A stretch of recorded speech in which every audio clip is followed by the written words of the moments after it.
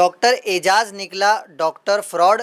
देखिए किस तरीके से पहले मामले में किया था करोड़ों का घोटाला, अब दूसरे मामले में भी हैवी डिपॉजिट के नाम पर ले लिया 15 लाख। मगर इस 15 लाख को लेने के बाद ना ही दे रहा था भाड़ा और ना ही अब जो है दे रहा है हैवी डिपॉजिट का पैसा। पुलिस कह रही है कि हम इसकी तो बेल तो इम्पॉसिबल है, नहीं होगी, लेकिन आप थोड़ा वेट करो, आपका भी एफआईआर दर्ज कर देंगे, लेकिन अभी आपको रुकना पड़ेगा। तो मैं सोच रही जब वो अंदर है तो मेरी एफआईआर करने में क्या प्रॉब्लम है? एक की तो है ना वसीम भाई की, तो आप मेरी भी कर लेना।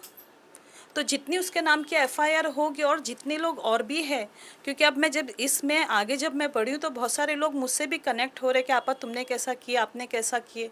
तो अब मुझे मालूम पड़ा कि मैं अकेली नहीं हूँ इस मैदान में, मेरे साथ तो और लोग मेरे जैसी ही लेडीज़ और जेंट्स और भी हैं। हम लोगों के पैसों पे इसकी बीवी बच्चे इन लोगों ने ऐश मारा है।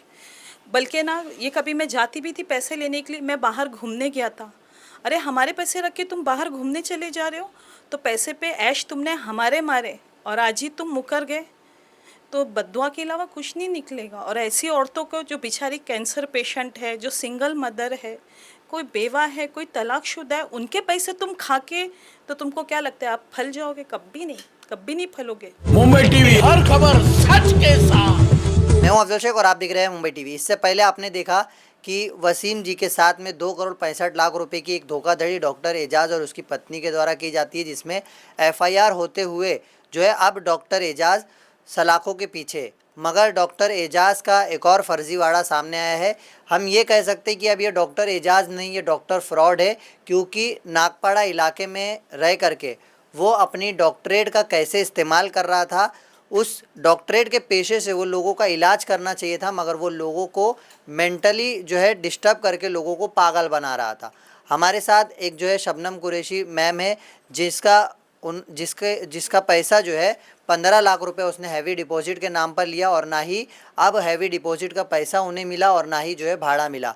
हमारे साथ वो आपा जो बताएंगी कि किस तरीके से जो है वो 15 लाख रुपए उन्होंने पूरे ज़िंदगी भर की कमाई को इकट्ठा करके एक इन्वेस्टमेंट के हिसाब से जो है एक उनका डेंटिस्ट का क्लिनिक लिया, मगर अब वो पैसे जो है पूरे डूब गए। सबसे पहले बताइए कैसे आपको डॉक्टर एजाज मिला और कैसे जो है पूरा आपको लगा कि आप फंस गए? इनका एक एजेंट है वसीम करके, उसके कांटेक्ट में मैं आई। उसने बोला कि हैवी पे बोले आपको घर नहीं मिलेगा, तो आप ऐसा करो दुकान ले लो, दुकान से आप अपने घर का रेंट भर सकते हो। तो इसी तरीके से उसने मुझे डॉक्टर एजाज से मिलवाया। तो जब मैं गई उससे मालूमात किया तो उसने मुझे बोला कि ये ना दुकान मेरी वाइफ़ के नाम पर है। तो मैं बोली आप मुझे जो दे रहे हो तो आपकी वाइफ़ को पता है कि आप हैवी पे मुझसे पैसे ले रहे हो 15 लाख रुपए? बोले हाँ। तो मैं बोली आप अपनी वाइफ़ से मेरी बात करवाएं। तो इन्होंने अपने फ़ोन से अपनी वाइफ़ से बात करवाई। तो इनकी वाइफ़ ने बोला कि हाँ हम लोग इस वक्त है ना परेशान हैं और मेरे शौहर जो आपको हैवी पे दुकान दे रहे हैं वो मेरे को मुझे पता है। तो मेरी आपकी जानकारी के हिसाब से काम हो रहा है ना? तो बोले हाँ हाँ। बोले मुझे पता है कि मेरे हस्बैंड वो दुकान खुशनुमा आपको 15 लाख हैवी पे दे रहे। अब मुझे महीने का जो रेंट दे रहे थे मैं उससे अपना घर भी चला रही थी, अपना रेंट भी कर रही थी। और जब एग्रीमेंट ख़त्म हुआ तो रूल्स है, मैं तो कायदे कानून से ही चल रही हूँ ना, तो आप भी कायदे कानून से चलो। 11 महीना हो गया, मेरा पैसा रिटर्न कर दो। तो मालूम पड़ता है कि ये भाई तो भाग गए। फिर इनको ढूंढम ढांडी चालू हुई तब मालूम पड़ा कि वो इनक्लिफ का जो टावर का घर है वो भी उन्होंने किसी को दे दिया है। अब मैं औरत ज़ात किधर जाके ढूंढती? तो फिर मैं थक हार के बैठ गई। मैंने नागपाड़ा पुलिस चौकी में 2 बार एप्लीकेशन भी दी हूँ कि मेरे नाम की एफआईआर दर्ज की जाए। अब मुझे मालूम पड़ा कि ये पकड़ा गया है, इसलिए अब मैं सामने आ गई। मुझे बस मेरे पैसे चाहिए। ये 15 लाख रुपया जाने की वजह से क्या आर्थिक आपको तंगी आई है और 15 लाख आपने कैसे जमा किए? 15 लाख ऐसे है कि मुझे मेरे डिवोर्स के टाइम पे पैसे मिले, थोड़े मेरे अब्बा के ऑफ के बाद जो भाई ने मुझे हिस्सा दिया था वो था, और जो मैं काम करती हूँ उसकी जमा पूंजी थी। और मैंने कैसे कैसे करके पैसे जमा किए हैं ना मुझे ही पता है। आज मेरे पास कुछ नहीं है, ये इसकी वजह से मेरी पूरी लाइफ और मेरे बच्चों की लाइफ पूरी चेंज हो गई।